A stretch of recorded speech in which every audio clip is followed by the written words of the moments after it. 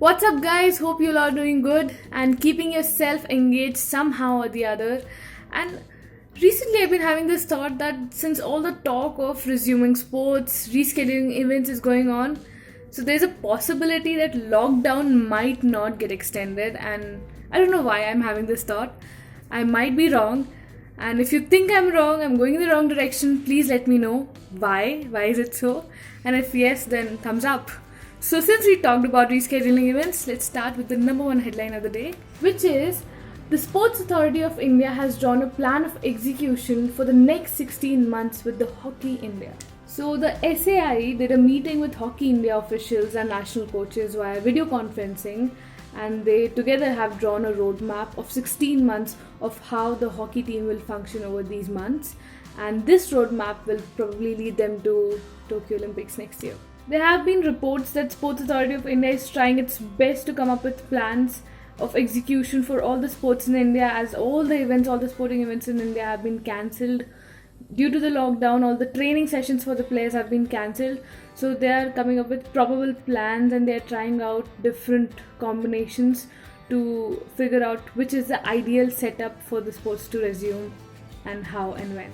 Indian boxing legend Mary Kom condemns racism against Northeastern Indians and says it is unfortunate that such incidences have been happening. Economy is down.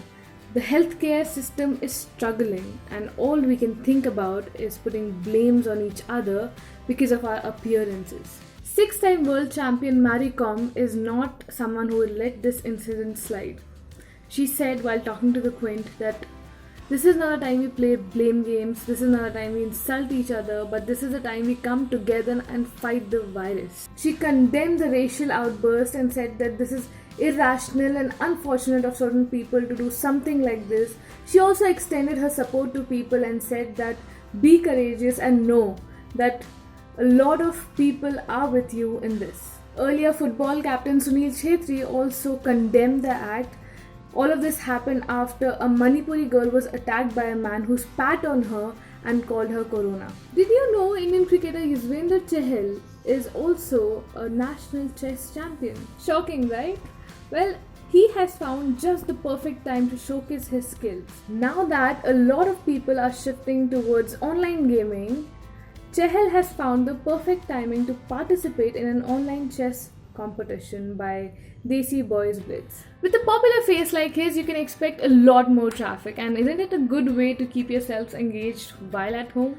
Former captain and cricketer Sourav Ganguly helps ISKCON feed 10,000 more people daily in this time of crisis. The BCCI president has extended his hand to help ISKCON's Kolkata center to feed 10,000 more people affected of coronavirus pandemic. So initially ISKCON had decided to help 10,000 people who are affected of the current scenario, and now with Sourav Ganguly's help, 10,000 more people can be helped. In total of 20,000 people are fed daily by ISKCON and Sourav Ganguly's contribution.